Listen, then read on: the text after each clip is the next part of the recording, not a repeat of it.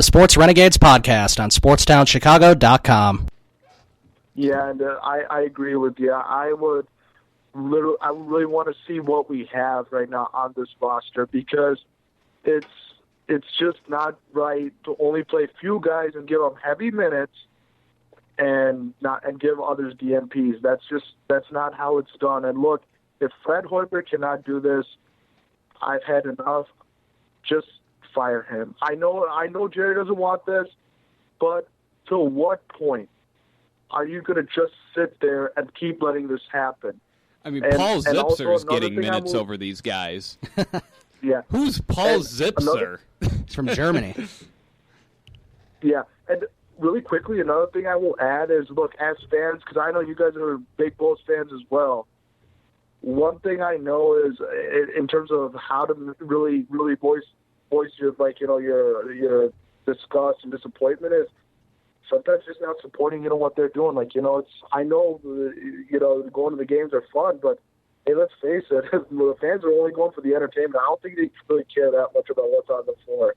Right. Well, and it also looks like the attendance has dropped a little bit, at least. It was just more when I was at the game on Saturday when they played New Orleans, and there was a lot of empty seats. Yeah. And they said the paid attendance was like 21,920, and there were not even close to 21,000 people there. Yeah.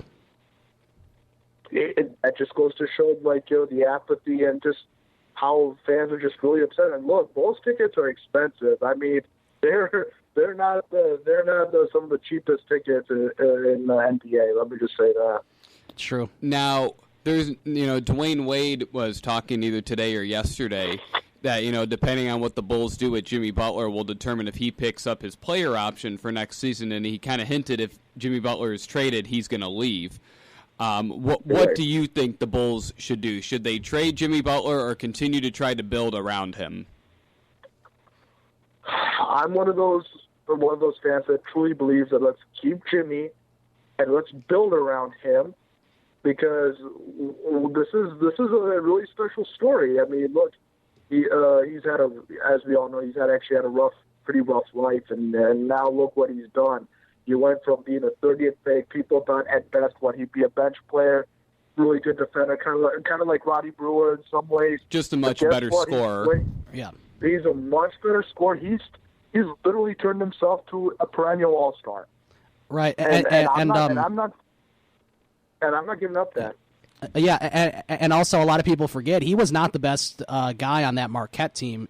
They had Jay Crowder and they had another guy. I can't think of his name right now, but he was not the best player on that Marquette team, and they decided to take a chance on him. And yeah, I agree. I think you keep Jimmy Butler and try to build around him. The problem is they have to develop some of the players around him, because you can't keep playing, especially when you're not winning. You can't keep playing these veteran guys like Wade all the time, and Robin Lopez and some of the other people that they went out and got to compete, and it's just not working out. And this year, Jimmy Butler has taken his game to the next level. He was really good for about 2 years, and I think he's taken himself to that MVP level, that if they were to get a team around him, and I think that goes back to the previous regimen when Thibodeau developed him into that player. Yeah. And now he's just ascended, and now they just don't have the proper coaching or the proper roster around him, because we've seen what he can do in games. A couple of weeks ago against the Rockets, they were down by 19 at one point. He took that game over and helped them win it in overtime, put up 42 points.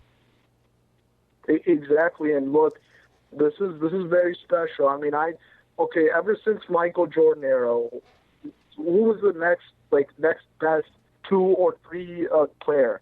And when I say 2 or 3, of course, I'm talking about guard forward. I mean, in my opinion, it's actually now Jimmy.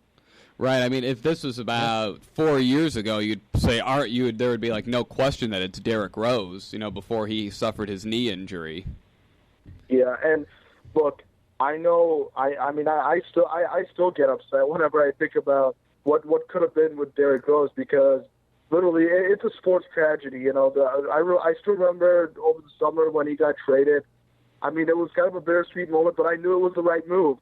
But it was bittersweet in the sense that, look, number 1 pick, Chicago guy, his goal was to, bring the glory back to Chicago, and unfortunately, health was just not on his side. And And one can only imagine what it could have been. Yeah, exactly. All right, Anubhav, thanks a lot for calling in to Sports Renegades here on SportsTownChicago.com, and we'll have you on again soon to talk about the Bulls and the NBA and anything else. Hopefully more positive Sure, thank you Bulls so things much. to talk Thanks about. for having me. All right, thanks, Anubhav. Thank you. All right, that was Anubhav, and he's called in before. He's a big Bulls fan, as we know, talking about the Bulls and everything, and yeah, I thought he made some really good points. He did, and I mean, it really... It's tough to think about how good the team used to be, before the Rose injury. Yeah. Because, I mean, they did have a good roster that year he won the MVP. They had three of their starters were guys that they had drafted. Right. They had Luol Deng, Joakim Noah, Derrick Rose, and then Taj Gibson was like the number one guy coming off the another bench. Draft pick, Another late draft pick, and that was a good pick. Sixth man of the year, pretty much. Yeah, Thibodeau helped develop him.